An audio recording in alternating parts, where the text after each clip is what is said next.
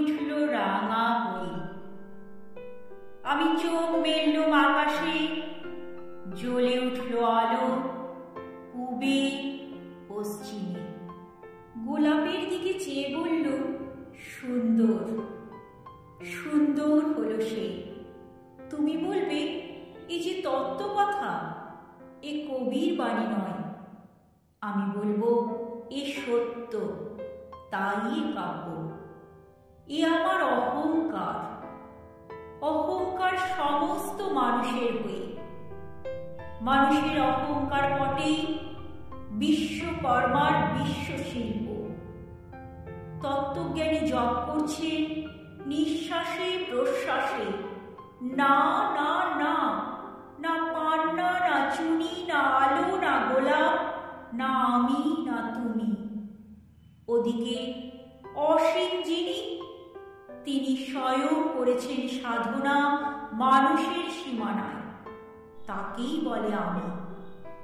সেই আমির গহনে আলো আধারের ঘটল সঙ্গম। দেখা দিল রূপ, জেগে উঠল রস। নাম কখন ফুটে উঠে হলো হ্যাঁ। মায়ার মন্ত্রে, রেখায় রঙে, সুখী দুঃখী।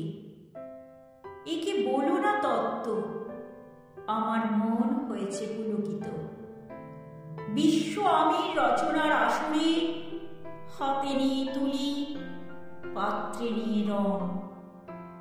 পণ্ডিত বলছেন, বুড়ো চন্দ্রটা নিষ্ঠুর চতুর হাসি তার।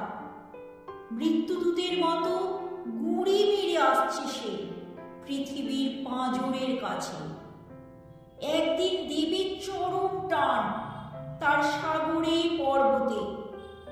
মর্তলোকে মহাকালের নূতন খাতায় পাতা জুড়ে নামবে একটা শূন্য।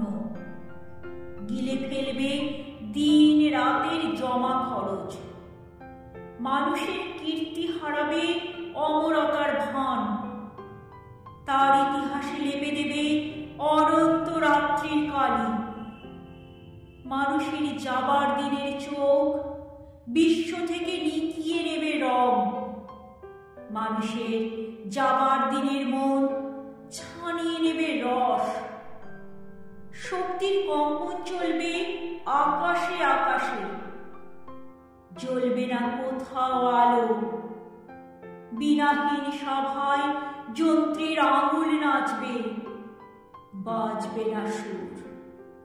সেদিন কবিত্বহীন বিধাতা একা রবেন বসে নীলিমাহীন আকাশে ব্যক্তিত্ব হারা অস্তিত্বের গণিত তত্ত্ব নিয়ে। তখন বিরাট বিশ্বভুবনে দূরে দূরান্তে অনন্ত অসংখ্য লোকে লোকান্তরে এ বাণী ধ্বনিত হবে না কোনোখানে, তুমি সুন্দর, আমি ভালোবাসি।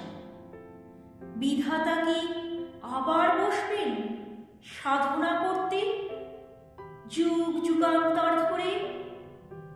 প্রলয় সন্ধ্যায় জপ করবেন, কথা কও, কথা কও।